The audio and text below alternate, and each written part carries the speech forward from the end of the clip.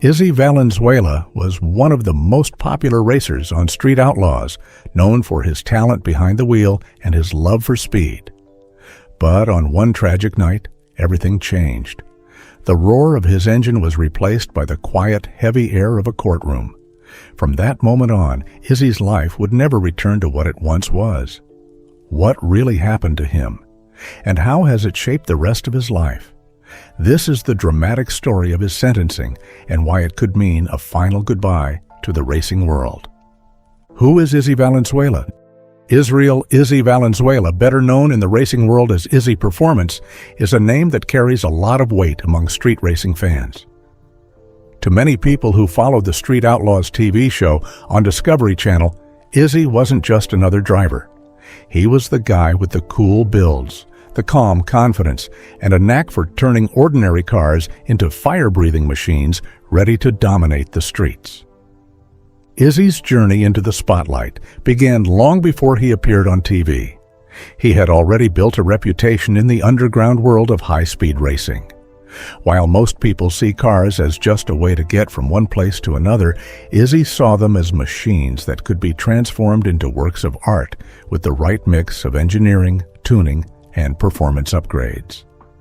His passion for speed and mechanics naturally led him to open his own tuning shop, which he named Izzy Performance.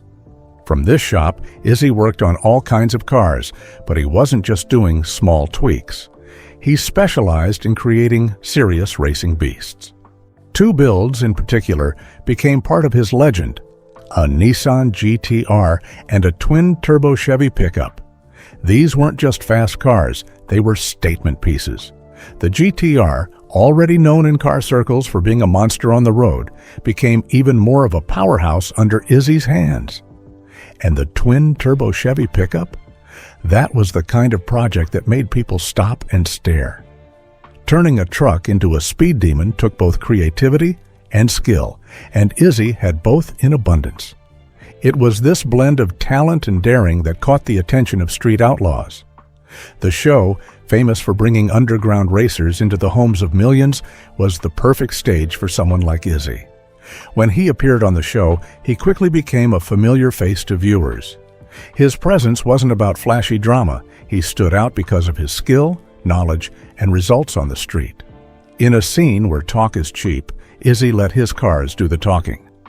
Fans of the show remember him for his calm but competitive energy. On the starting line, he wasn't the loudest guy in the group, but he had a quiet confidence that said he knew what he was doing. This confidence came from years of hands-on experience. He understood not just how to drive fast, but also why a car performed the way it did.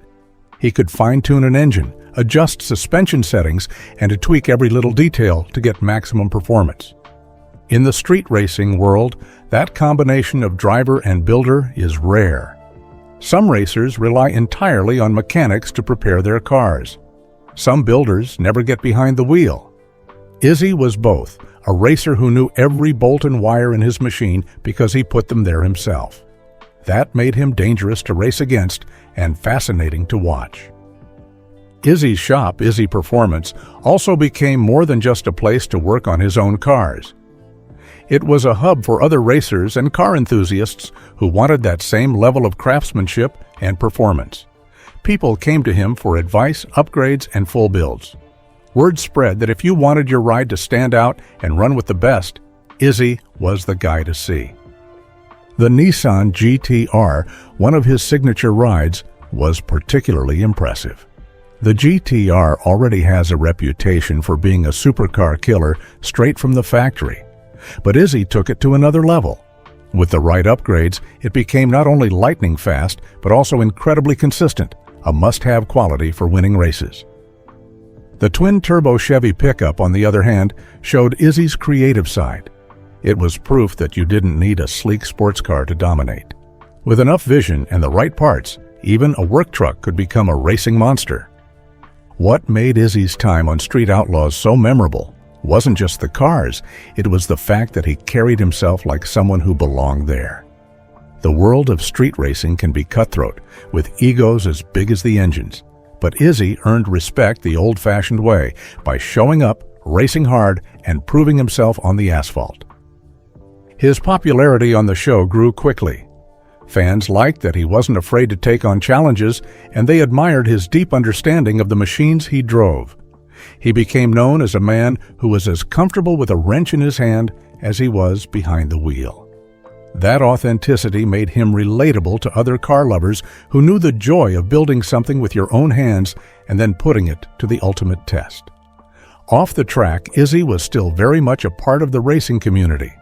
He shared his knowledge, helped other racers get their setups right, and continued to push the limits of performance. His social media presence reflected his passion, often showing glimpses of the cars he was working on, the races he was entering, and the behind-the-scenes world that fans don't always get to see on television. Over time, Izzy became more than just a cast member on Street Outlaws.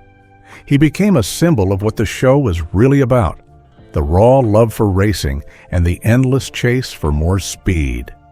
While some people tuned in for the rivalries and trash talk, others tuned in to see people like Izzy. Those who lived and breathed the craft, who were constantly trying to shave milliseconds off their times, and who believed that there's always a little more horsepower to be found if you're willing to work for it. In the street racing community, reputations are built on performance, and Izzy's was solid. Whether it was the roar of his GTR, the unexpected speed of his Chevy pickup, or the smooth way he wendled himself under pressure, he left an impression. Even outside the world of Street Outlaws, his name carried weight among those who know what it takes to truly compete at that level. What made his story appealing to so many fans was that he represented the dream a lot of racers have. He started out as a guy with a passion for cars, turned that passion into a business, and then used his skills to make a name for himself on a national stage. He proved that with enough knowledge, dedication, and a willingness to take risks, you could go from tuning in your garage to racing under the bright lights with the best in the game. In the end, Izzy Valenzuela's legacy in the racing world is tied to more than just his wins and losses. It's about the image of a man standing next to a finely tuned machine, knowing every detail of what makes it tick, and having the courage to put it all on the line. That's the kind of story that inspires not only racers, but anyone who's ever chased a dream with everything they've got. Most people know Izzy from Street Outlaws, but there's more to his story than just the show. He was someone who turned his love for racing into his whole way of life. In the risky world of street racing, that kind of drive is what sets the great racers apart from the rest. Izzy worked hard to make his name known, but one heartbreaking night put all of that in danger. So, what really happened that night? The night everything went wrong. On the night of February 26, 2015, the air in Chatsworth, California was thick with tension and excitement. It wasn't the kind of tension you feel before a sporting event in a stadium. This was different. It was dangerous, illegal, and entirely out in the open. A quiet industrial stretch of road normally used by trucks and delivery vans during the day had turned into a secret racetrack. The crowd was mixed. Some were friends of the racers, others were simply fans of speed who had heard about the race through whispers and text messages. The street was dimly lit by scattered streetlights, but the glow of car headlights and phone screens gave it a restless, electric feel. Among the drivers that night were Karen Gary Ballion with his muscular Ford Mustang and Israel Izzy Valenzuela, a name that some in the crowd recognized from the reality TV show Street Outlaws. Henry Michael Gevorgian, a friend of Izzy's, was there too, not behind a wheel, but acting as the starter, the man who would drop his arms to signal the launch. Late that night, the street felt charged with energy. Cars began lining up at the far end of the road, engines rumbling low, headlights cutting through the darkness. People moved about, finding the perfect spot to watch. The closest spectators stood dangerously near, just a few steps from the edge of the asphalt. There were no safety cones, no fences, no barriers. Just the unspoken trust that the drivers could handle their cars. Two machines, a roaring Mustang and a sleek Nissan GTR, rolled forward side by side.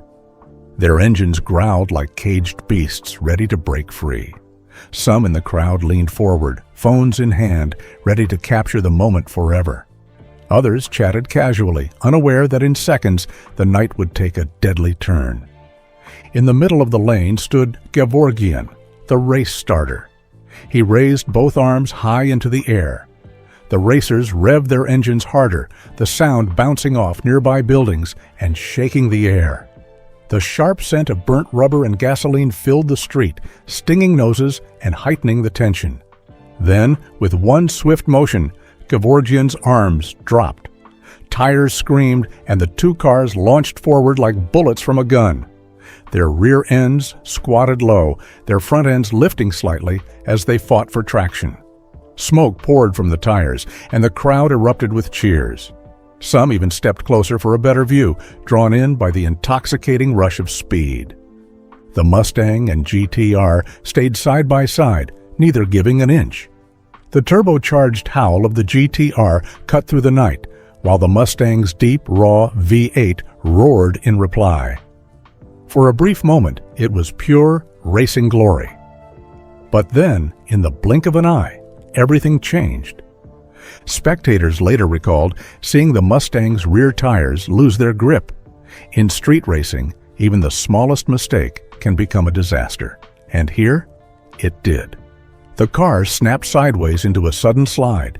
Its back end swung violently, sending the Mustang across the opposite lane. Headlights swept over the crowd like the gaze of a predator locking onto prey. The Mustang slammed into the line of spectators with a sickening, unforgettable sound, the brutal mix of metal crunching, bodies being thrown, and panicked screams tearing through the air. Phones and cameras tumbled to the pavement as people were hurled off their feet. The Mustang spun to a halt, its front end crushed and twisted. For a brief frozen moment, silence fell. No one moved. It was the kind of silence that comes only when shock grips an entire crowd. Then, chaos exploded. Screams filled the night.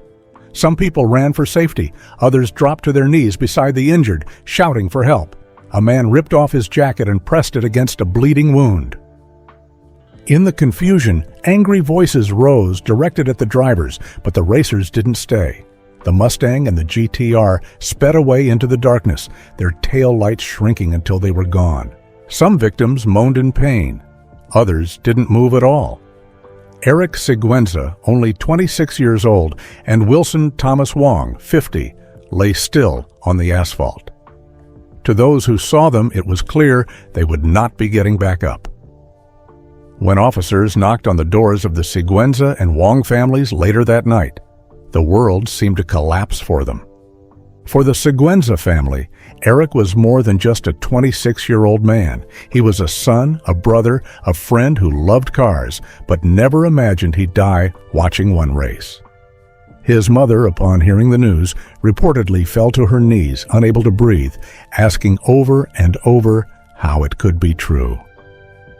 His siblings later said they couldn't erase the image of him leaving the house that night, smiling, promising he'd be back soon. The Wong family faced the same devastation. Wilson had been a hard-working, kind man, known for helping neighbors and friends without hesitation. He wasn't even there as a hardcore racing fan. He'd just joined friends for a night out. Now his home was silent, his chair at the dinner table forever empty. For those who were at the race and survived, the crash left lasting scars. Some had nightmares for months. The sound of screeching tires could make them flinch. One spectator, who had been just a few feet from the impact, said he replayed the moment every night, the headlights swinging toward the crowd, the panic, the sudden end to the cheering. Some people in the crowd were left with a heavy sense of guilt just for being there. They wondered why they hadn't said anything about how dangerously close everyone stood to the speeding cars, or why they didn't walk away before the race started. The truth was, most believed nothing would go wrong until it did. That one night didn't just change the lives of the victims, it also turned Izzy's world upside down. But what happened after? And how did it affect both his life and his racing career? The aftermath of the tragic accident. When the dust settled after the tragic crash, the world that Izzy Valenzuela once knew was gone. In early January 2016, he faced the full weight of the legal system. Standing in court, he entered a plea of no contest to 2 felony counts of vehicular manslaughter with gross negligence. That meant he wasn't claiming innocence, but he also wasn't openly admitting guilt. It was a legal middle ground that still carried a heavy punishment. The sentence came down: 1 year in jail, followed by 5 long years of probation. On top of that, there was a blow that cut deep into the core of who Izzy was. He was banned from driving for the entire probation period. For a man whose identity, career, and passion were all tied to cars and speed, it was like being told he could no longer breathe the air that kept him alive. But the punishment didn't end there. His prized Nissan GT-R, the machine that had once been the pride of his shop, the symbol of his skill and reputation, was ordered destroyed. That car wasn't just metal and rubber. It was years of work, late nights in the garage, hours of tuning, and countless moments where the roar of its engine had been a source of pride.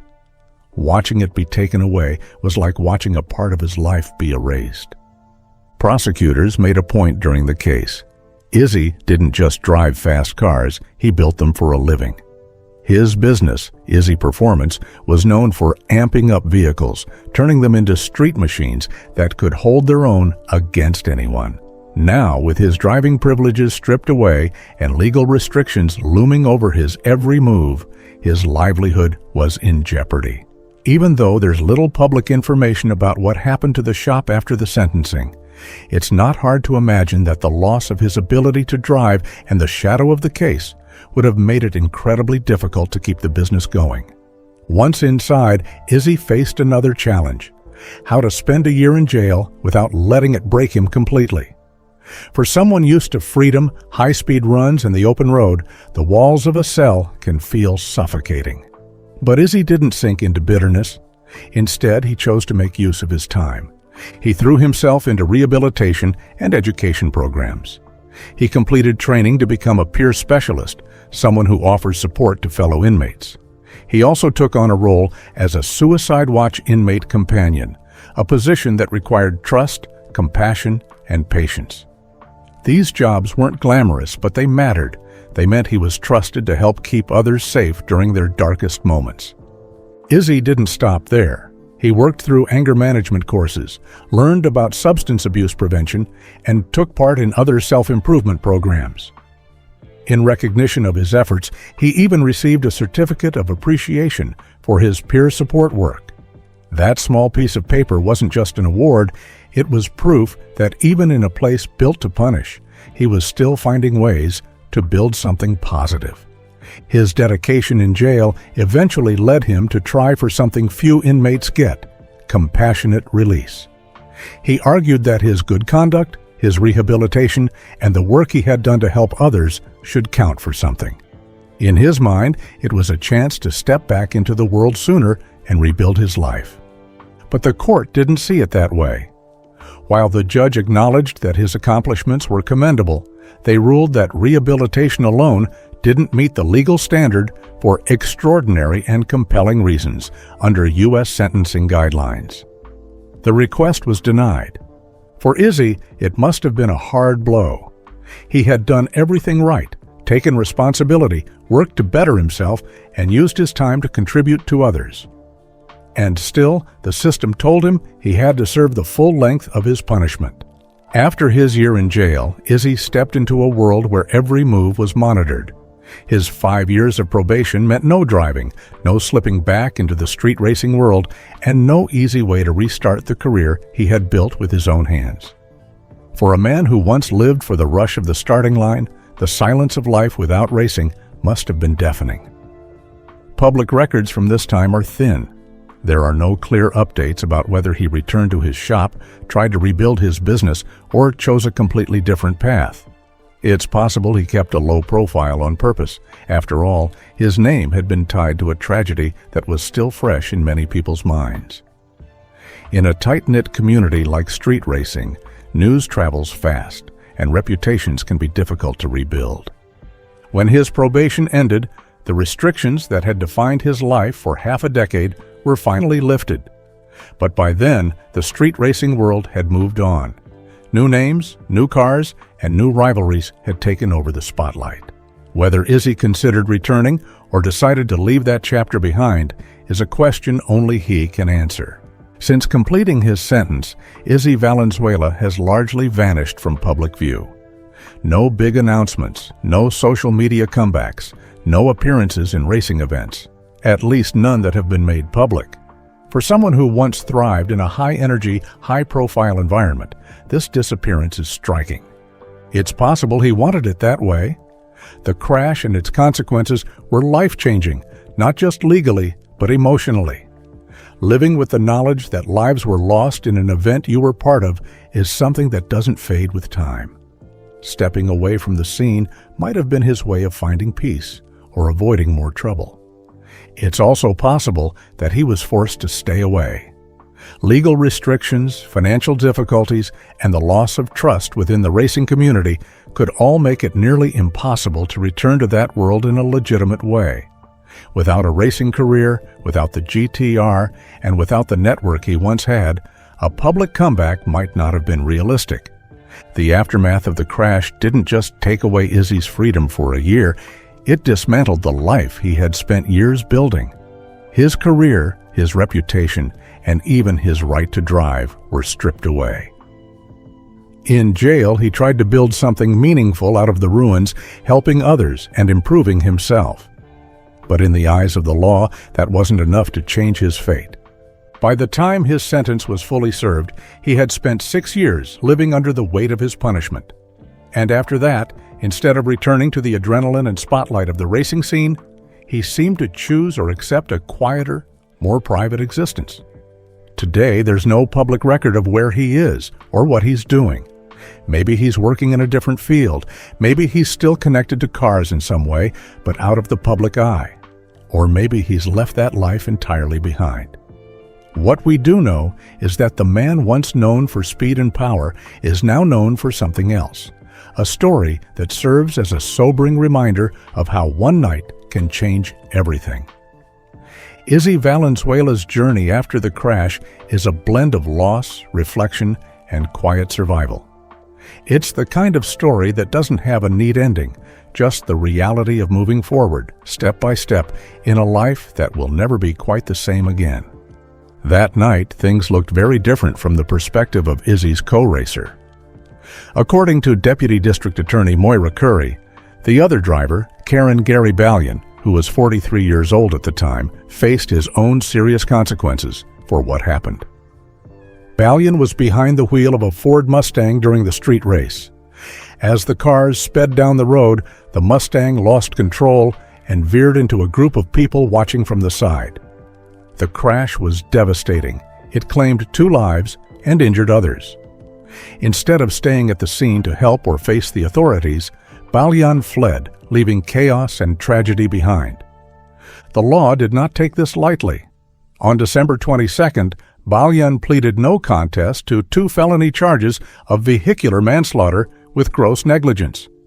This means he accepted conviction without officially admitting guilt, often done to avoid a long trial. Along with this plea, he admitted to fleeing the scene during the commission of the crime, a factor that made his actions even more serious in the eyes of the court. For these crimes, Ballion was sentenced to 12 years in a California state prison. The incident became a sobering reminder that illegal street racing can have life-changing and deadly consequences, not just for the racers, but for innocent bystanders. Both Ballion and Izzy saw their lives and reputations shattered that night, but Ballion's decision to flee ensured he faced one of the harshest punishments possible for such a tragedy.